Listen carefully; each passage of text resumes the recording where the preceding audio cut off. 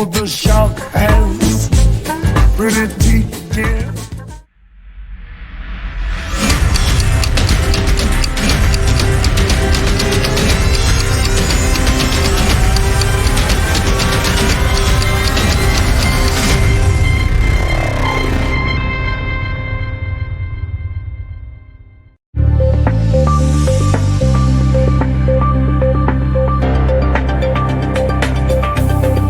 Welcome to the closing beat, everybody. Happy Friday. How you doing today? Hope you're having a great day here today. Sorry about any changes. If the volume's a little bit off or something, we upgraded to the latest software that we use here, and it reset every feature that we had, man. Just reset the entire thing. So I think it's still kind of dialing itself in, but welcome to the closing beat. Happy Friday, everybody. Hope you had a great Halloween. Everything went well for you there. This is a quick show that we do. We call it the Stock Market Update, Closing Beat. As I mentioned before there, we go over all the good, the bad, and the ugly for the day. We got a lot of good to cover today. A little post-Halloween excitement to go over. We're financial advisors here with Jazz Wealth, and rather than go have a fancy building or high-rise or something, we built TV studios so we can use each one of those studios to teach you and to teach our customers something new. We did a class last night on trading plans, actually, and I had a customer email me today, put the plan to action, and actually made a profit today. He was really excited about it. Last night we talked about building a trading plan, but I taught an exact strategy to people that they could use. Those of you that were active, you want to go out and buy your own stocks and stuff. And so already seeing that make some progress there. I like it. I like it. We're long-term investors here. We manage the long-term stuff, but a lot of our clients like to be more active in the markets, and I love it, man. So you can see our portfolios on the website, and I hope you'll keep us in mind here at Jazz Wealth. We're also playing a game. It's called Guess the Dow, the bottom right-hand corner of your screen. You can go to the website there. Tell me where you think the Dow is going to close next week. Closest without going over, we'll send you a $100 gift card if that's what you like. If you're one of our customers, we'll credit your account, or you can take the gift card. Our winner this week is Art Mengen. I hope I said that right. Mengen? 27317.81 was their guess. We've already notified them that they are the winner of Guess the Dow. They were the closest without going over. One of our customers, Christy B. You know who you are, right? You know who you are. Christy B. Was so close, and if it wasn't for that pop right at the end of the day, she was going to be our winner, but unfortunately there's no prize for second place. So congratulations to Art. We'll be sending out your gift card there. Just email us back with your address and we'll get it out to you. I love it. Let's talk about the stock markets here today. The Dow up 300 points, 29 on the S&P, 94 on the NASDAQ. Broad-based rally day, right? Just across the board, basically an entire broad-based rally, or otherwise you could say it as risk on, right? They say risk on, risk off. It was a risk on Friday. We got some news out of China that said we basically have agreed on the trade war phase one for what we're doing there. The actual quote was, we've reached consensus with the U.S. on most of the topics for the trade talks. We will continue to work on the rest of them there. And so it looks like all's a go to sign phase one here. Now, do you think, those of you that know Mr. Trump, Mr. President Trump there and what he does, do you think he'll back away at the last second? I'd just be a fun little bet that we can make here. What do you think? You know how his strategy is to get all the way to the deal and then back away, right? And say, I'm not sure about this just yet, and walk away and come up with some reason to back away. He's done it in the past. Do you think he'll do it again? We'll be finding out soon, but so far pushing ahead. Everybody's got positive comments and everything to say about what's happening there with the trade war. So that helped. That helped give the markets a little bit of a boost. We'll go over to the charts here and take a look. For the day here, you got the markets back up above highs. We started a little bit higher on the day on that news. Then we got jobs data. The jobs data came out better than expected. Unemployment rate 3.6%. So everything was good there. Then we got manufacturing data. Wasn't as bad as everybody thought. We went over this in the past here on the show. It's still technically contracting and not as good as everybody hoped, but because manufacturing is a smaller portion of the overall U.S. GDP, people have just been kind of giving it a pass. But the one sore spot, data-wise today, was the contraction in the manufacturing numbers there. So those are the S&P sitting on your screen there. You got us at new highs, new records. Actually, we closed near highs of the day as well. So a very strong day for the overall stock market there. You got the Dow sitting up here near highs as well. Remember, that's been lagging a little bit behind because of some of the earnings that came out last week. Not a big deal there. And you got the NASDAQ, of course, at highs as well. Good, strong day. Tech in general is your outperformer, right? So it's doing better than the rest there. So looking pretty good. Over there on the NASDAQ there. We gave you some stats yesterday that basically said, hey, when the S&P is up 20% or more, year to date at the end of October. So yesterday was the end of October. We said when it's up 20% or more, that's happened 14 other times in history, the entire lifespan of the S&P 500. We finished out the month last month up 2%, by the way. But when we're up 20% or more going into November, the performance for the rest of the year averages a 5.47% gain. We knocked out 1% of it today. Doesn't mean we can't be volatile and have moments of, where the markets fall. But 5.47% gain, it was positive 78.6% of the time of those 14 years. So a little bit of positive sort of support going into the rest of the year. 85.7% of the time, November is a positive month when the S&P 500 is already up 20% year to date. And we are up, 22 point something percent as we start the first day here of November. That includes today's performance as well. Just for fun, we just having fun crunching numbers here, so not sure how much of this is really relevant. We're just testing different ideas. One of the things we ran was to say, what's the best performing day on average in November? If you had to pick a day, what do you think is the best performing day for the entire lifespan of the S&P 500? Just because we can pull the data, we just enjoy doing it. The best performing day is actually going to be, this year is going to be Wednesday the 13th. I'm not saying it's going to be the best performing day, but historically, if you look back, the 13th, Wednesday the 13th of November, 0.56% average gain. That's your best performing day. If you had to bet on a day, go by historical stats, that's it. The worst performing day is exactly 1 week later, Wednesday the 20th, minus 0.4%. Like I said, I don't know if that means anything. We're just having fun trying different things till we see what we like to kind of focus on there. All right, year to date, let's take a look. Well, we know the stock market where that's at. If you were to look at the overall indices there and say, well, which one's the best one so far this year had I been participating? The NASDAQ or the QQQ. I'll hop over to the charts here so we can see. Just one way to look at it. You could look at the NASDAQ in any way you like. I'll use the Qs just because the easy ETF. That's up the most, about 29%. Actually, yeah, 29.5%. If we include today. The S&P 500 comes in basically second there. S&P 100 actually comes in second, but the S&P 500 up 1% again today. That's going to be about 20, now we talked about it today, about 24% higher. The Russell comes in, well, it's not, that's close to the bottom of the list if you want to look, although it's had a great run here recently. The Russell only up about 18%. We count today, we'll call it about 19% on the day. That's one of your worst performers there. And the micro caps, if you like to use the micro caps, the really, really tiny names, IWC is a way to look at that. IWC up 1.6% above the 200-day today. That one's only up about 11% on the year. Almost every single index at this moment would be considered overbought in the short term, and so we'll see what happens there. If we go over to the individual sectors, what do you think? The best performing sector, I think I gave it away earlier. Tech is your best performing sector overall. XLK is one way to look at that, up 1.2% today, hitting new highs. That's going to put it up about 37.5% year to date. That's your best performing index by about 7 points. You could probably guess the rest of them, REITs, whether you use like an ICF, XLRE, however you want to look at it. REITs, second best performer, about 30% there have since been sort of weakening there. Utilities, it seemed like all year long we've been talking about utilities sitting at highs, so that's one of your better performers. The two underperformers are the interesting ones here today. Energy had an unbelievable day today, up 2.25%, one of your better performing areas of the market today. That so 2.2%, that's almost all of what it was positive on the year. It was up just over 3% so far year to date. Today, it almost doubled that, right? So let's call it 2.5% where you're at there. So just a little over, about 6% gains there on the XLE. And then healthcare, we've been pointing this out every day. Because of this most recent run here, healthcare goes from being up about 11% to now about 12%. So really kicking in there in the short term. Now, this would be the most overbought area of the market right now. If you happen to be looking, it would also be the biggest mover week over week. So from high to low, if we compare week to week, healthcare was your best performing sector of the market. REITs were your worst performing or your biggest mover from upside to downside there. I don't know if that's sort of relevant to you guys if you like looking at that, but REITs have been the biggest mover week over week. So if you go from like last Thursday to today, that's basically where you stand there. Is second worst or second biggest mover to the downside, although it's very small because everything's been moving up, consumer staples there.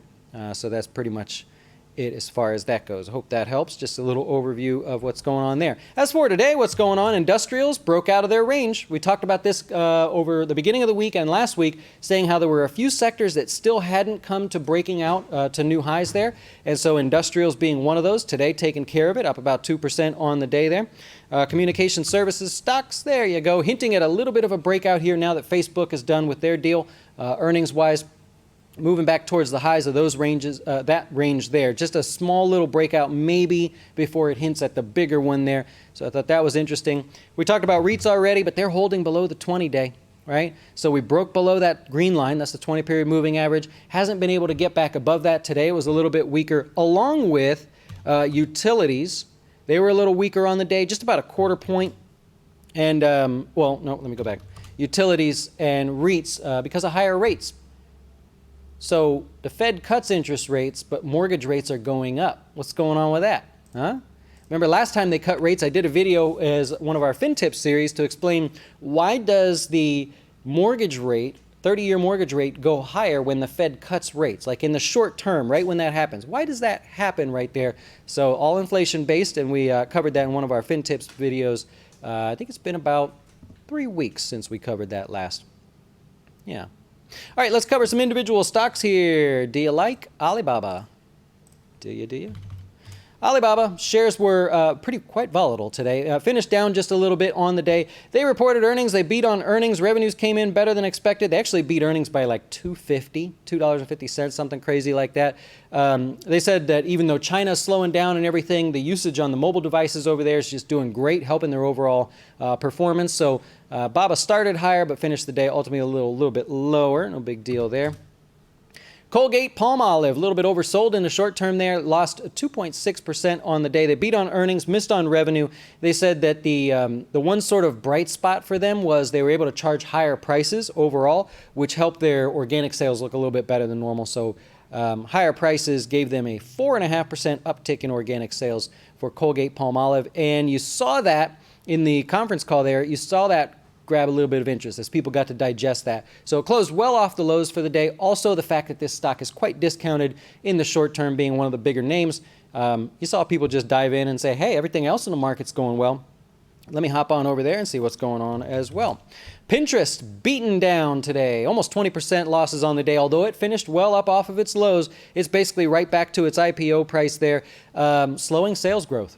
Right, that's the bottom line. You got slowing sales growth there. They beat on earnings. They actually made what was it? They made a penny overall per share. They were expected to lose 4 cents. However, their sales are slowing down. So think about that. If you have a company, let's say you're a business owner, and you just turned a profit, but your sales are going down. Is that a good thing? I mean, it's okay if you have a huge profit like Apple and your sales drop a little bit, we can shake it off, no big deal. But if you're barely making a profit and you're showing declining sales, boy, that's got people nervous there. So because of that, price of Pinterest back down towards the lows there, now under the IPO price, I should say. Not the opening price, but the IPO price. So that's Pinterest. Not very good there. You don't like to see that. Avis Budget. Ticker symbol CAR, if you're following along. Shares lower by 6% on the day. They missed on earnings, lowered guidance, missed on revenue, just all around just kind of a weak performance for them. And they made mention of, Uber and Lyft just kind of coming in there and stealing some of those shorter rides where people used to rent a car and drive around. Now they take an Uber and they go, well, I'll just, I'll pay a little bit as I go. Maybe I'll save some money there. Oh, interestingly, Hertz reports on Monday. It is Monday after the close, Hertz reports. So will they be saying the same thing? Will there be some continued weakness there? We'll see. You got U.S. Steel added 15% on the day. They beat on earnings. Revenues were basically as expected. The only negative spot there was weaker pricing, but a lot of people had already baked that in. So they've got, that's what, yesterday you had AK Steel say the same thing. They reported their earnings pricing pressures there for them. But U.S. Steel, not bad. People picking off the discount there. That's been a really beaten down name there. I mean, that's a huge discount. You can see over the last couple weeks, I don't know if you can see in the background, see these massive spikes back there? That's volume.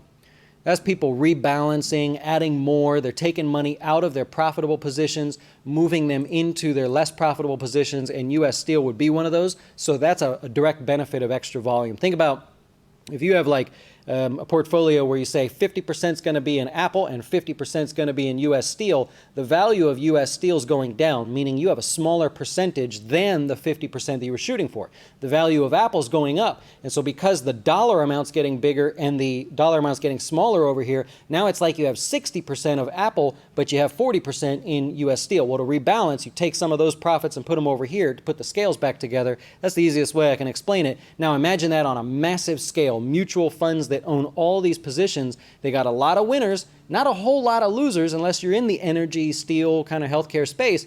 And so a lot of these sectors are getting that extra purchase, extra dollars because of rebalancing, not necessarily because people are just diving in really excited about how things are going. Okay. What else? Oh, ExxonMobil. Yeah, you got to talk about ExxonMobil. They reported earnings as well. Nice little update for them, about 3% gains on the day, trying to pick a bottom there. A lot of people are going to look at that and say, okay, well, I've got limited risk to the downside versus maybe a turnaround here for the stock. The company would agree. They think you should invest in them as well. Exxon, not me. So stock higher by about 3% on the day. Revenues did come in a little bit weaker there, so not a home run in terms of overall earnings. You got 69% of the S&P above the 50-day moving average. That takes us back to Wednesday. We've erased everything that happened yesterday. We've got back to the 69%, so if that helps you there. You got 43 new 52-week highs today. That's a record for the week. We've been in the 30s to mid-20s. We finish out at 43, represents 8 different sectors, and all but 7 of those 43 names finished positive on the day. And, you know, some of the ones that were weaker on the day were like the utilities and REITs. So you got UDR, just, hey, it's been well received, right? A little bit of profit today, although it did hit 52-week highs, pulled back. And if we go over to utilities, same thing. They just saw a little weakness today because of that rise in rates. If you look at the price of bonds today, it was a fairly volatile day, right? So you normally don't see that, but today was pretty volatile. And so that's why you see some of these utilities and REIT stocks, they hit highs and then changed their mind and then bounced a little, but then fell towards the end of the day there. So that's that one. ETR is another one, hit new 52-week highs, but did close near the lows of the day. 52-week highs, Apple's going to be in the news, up about 3% on the day. Trade success, apparently, going on there. Strong semiconductors, strong support from all the other tech names, and, of course, their earnings there. They did pretty good yesterday, so the stock higher, hitting new highs. And Western Union, blast off there on earnings. Western Union beat on earnings by 3 cents. Revenues came in as expected, and most importantly, their guidance. They guided exactly as everybody was thinking, so they sort of came out and said, you know what you guys think we're going to do? We agree with you. It's called reaffirming your guidance, or you'll hear that word used on TV if you follow that. A couple other 52-week highs, Raytheon.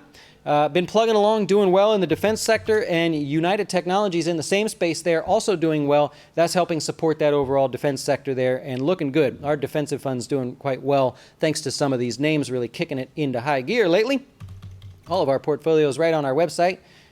C.H. Robinson hit new lows today. That's continuation of earnings overall there, if you're following along. And then Arista Networks plummet.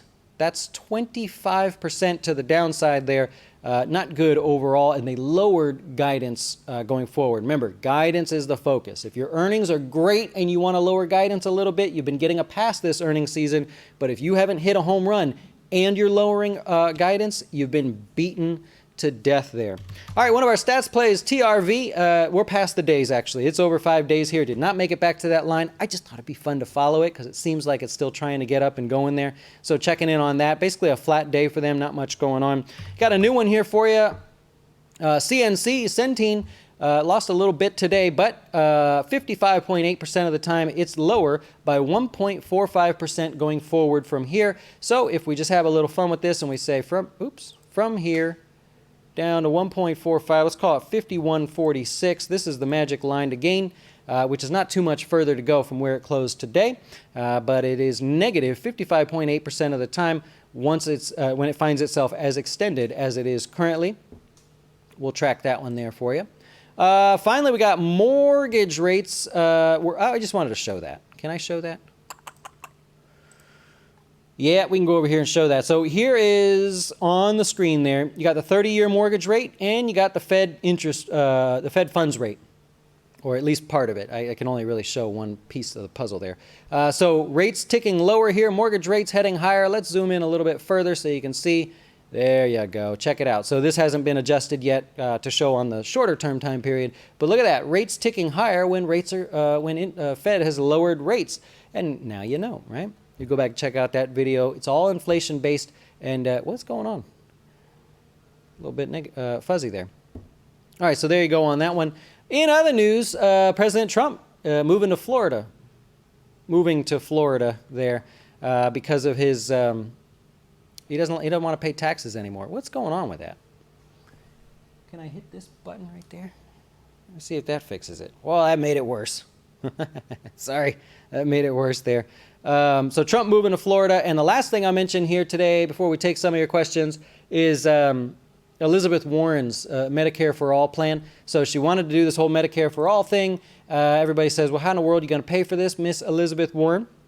And one of the ways she's going to do this is, oh man, that's killing me. Let me see if I can put it right here. That's killing me, Bob.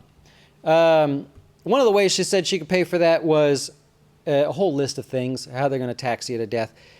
This one's the most ridiculous. They want to tax your unrealized gains in stocks. You think, oh, great, well, that'll make the wealthy pay more money. No, that makes you pay more money, right? Imagine you had a good year, the stock market's doing well, and you've got this account and you've gained $3,000 in unrealized profits, and you haven't sold the position yet. This plan Elizabeth Warren wants to tax you on gains you haven't even taken yet. Most ridiculous thing I've heard almost all year. I could think of two other things, but I won't go down that path with you guys. So that's ridiculous. The tax code is absolutely ridiculous to begin with. It's almost impossible to figure out for people that have a somewhat financially complicated life. The fact that you want to tax someone on unrealized capital gains that have not even been realized yet is ridiculous. Not to mention, think about it. If you made $3,000 one year, December or January 1st ticks over, and now you're starting to lose money. How do we make up that difference? Now you have to factor that into the equation too and ask for the tax write-off. But what happens? You can only write off so much, so then you have to carry forward all those unrealized losses. Absolute mess. That's what she wants to do. So the stock market will not be liking that one at all. She is slowly becoming the least favored candidate for the stock market. And if she gains some traction, I mean, she kind of is, but if she gains some traction there and people start getting behind that, you watch the stock market start to fall quickly. You have a lot of people against that one. Also, she wants to cut doctors' pay. They want to define what doctors should get paid. That's ridiculous as well. So that's my 2 cents there. I'll take your questions now if you happen to have any, and we'll see what we can do to wrap this thing up. Not bad. Oh, so frustrating.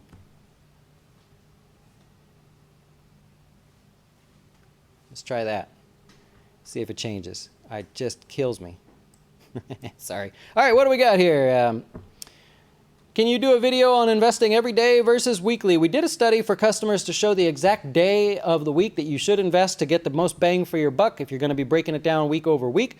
So we did that one. We do have some customers that do every day. It took me forever to put that one study together, to look back 30 years and see what happens if you'd invested 2 different times a day, each day of the week, to see which was the best. It was a lot of fun to put together. It just sort of took forever on that one. So probably not, to be honest.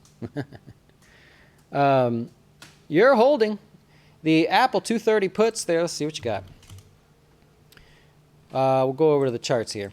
You're holding the Apple 230 puts 22nd for the last 3 weeks right after I bought. It's going up. Is it good to hold for another week? So you're long the puts? I don't like that. If you're saying you bought puts, that's you got to be more specific there. Since you say you bought, I'm going to assume that you bought the 230 puts. And if you bought them, you've been holding them for the last 3 weeks. Okay, so not bad. So you probably bought them in the money or right at the money when you did. So I can't argue with that. But yeah, it's not looking good. At this point, they're probably not worth very much. So can I see that actually? I don't know if I have all this screen loaded up here. I'm going to go back. Try to help you out. Let's go zoom out here. Are they worth much of anything? You basically have lost everything, right? So at this point, you just hang on and see what happens. I mean, it's if you didn't have some line in the sand that you were going to get out, and you basically, well, you got 40 cents left that you can make, you might as well just see what happens. Timothy says, Wine and Wealth last night was hands down the best trading class I've ever seen. Thanks. I love it. And that was fun to see a customer actually take what we taught in super simple terms, go put it to work, and develop their trading plan right in real time. I thought that was super cool, man. Now, it wasn't perfect. He's got a little work to do there, but he knew it. Just testing it out. And so I'm going to assume that you are long the SPY 295 puts for the last 3 weeks as well. I'm going to have the same comments on that, really. Right? I mean, it's basically the same amount. You basically lost almost all that you're going to lose. Might as well just hang in there, see what happens. Yeah.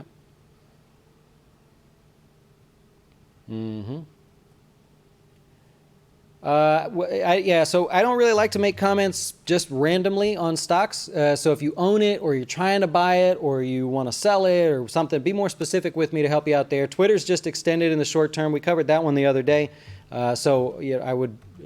I don't know what you're trying to do with it there, but in the short term, very, very extended to the downside, oversold. Twilio seems like it could just be getting started there. That push yesterday is not a good gap down, and money's coming out of these names. It was a nice ride for a while, but money's been coming out of this space for a while.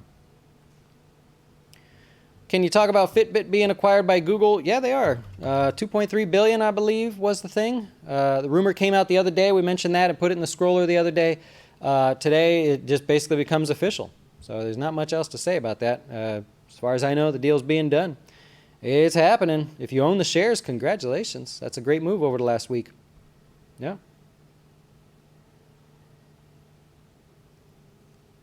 It does. So they're saying some of Warren's plans are just like Trump's plan, like when he said make Mexico pay for the wall, things that probably won't happen but get everybody excited. That is true, but doesn't matter when it comes to the stock market. The stock market will respond as if it's happening. They won't just say, yeah, it's never going to happen, because if enough people get behind that, they will assume that that's a real possibility, and it will become an issue. But I agree. I mentioned this months ago where we said we're getting into political season. Watch these people throw out some really weird ideas to see what sticks. You just hope that something like that doesn't stick. That's probably one of the worst ideas I've heard from a market perspective, right? I mean, without getting into, I'm talking politics wrapped around your dough. That's where I'm focused, and I think it's ridiculous. Yep. What are the stats on the last 2 months of the market gains when the market's already up 20? Yeah, we covered it. One of the first things we covered here today. Covered it yesterday as well. You read my mind. Yep. Disney finally, good. Glad for you. I know you've been watching that one there. Yep. Oh, yeah. After watching the trading plan thing last night, you realize you don't have an exit plan on those long puts. And if you're going to be playing on the long side of options, you definitely want to have a strategy there. You're essentially picking stocks, but a little less of chance of success depending on where you're buying there. So it becomes even more difficult. Not only do you want to have a price stop, but you may want to have a time stop as well. Something a lot of people don't talk about. If you buy, and you can do this with stocks too, but with options it becomes a little more important.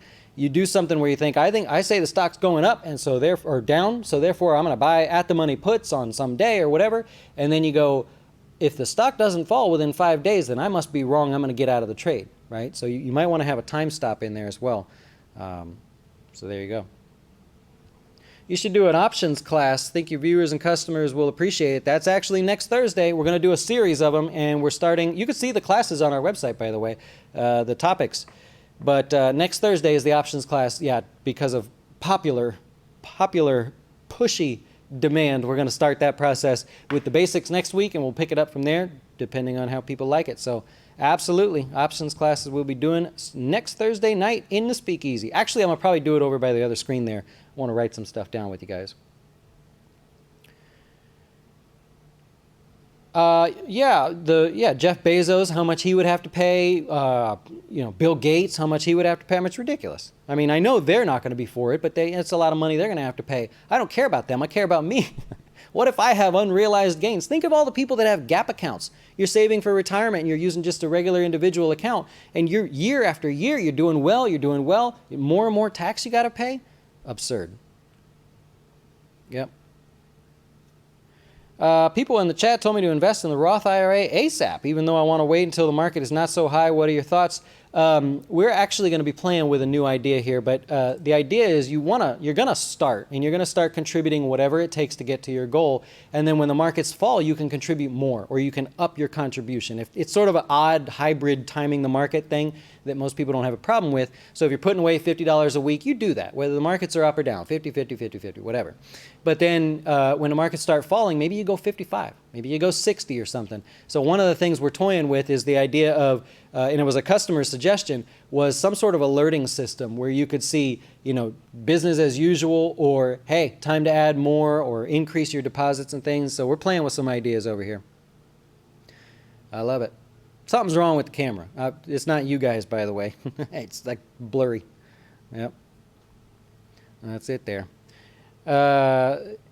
Well, sorry if I missed some of your questions there. It's going by rather quickly. I don't like questions like that. I can't answer. Will Cisco go over the 50-day in the short term?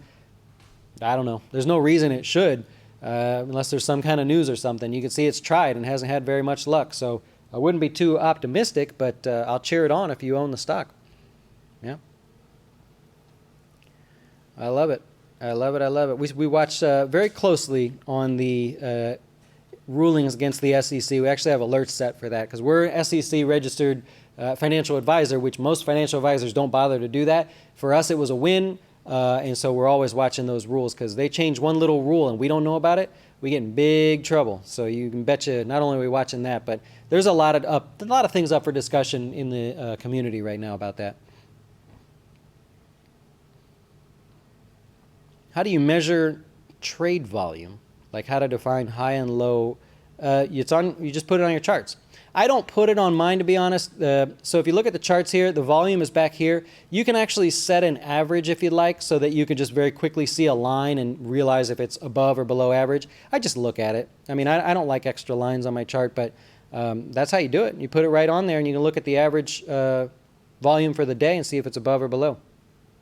Yep. I know, Tandra. I'm with you. I'm with you. You want the markets to fall. I hear you. Yep.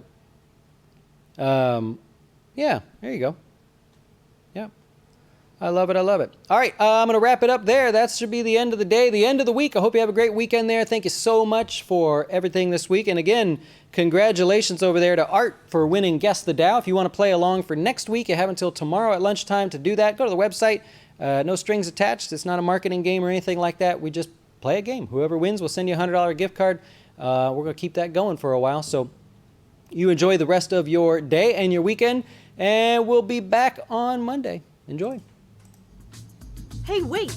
Before you go watch one of our other great videos, have you had a chance to see our new Fin Tips videos? They focus on one topic at a time, covering investing, personal finance, and anything that can quickly help you with your dough.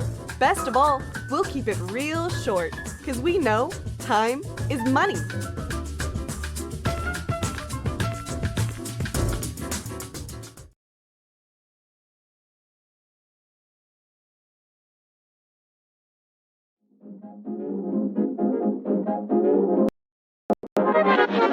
Why should you choose Jazz Wealth as your retirement or long-term investing service? Our portfolios are managed by us, not some faceless mutual fund manager. Our private classes will teach you everything about investing and getting your dough straight.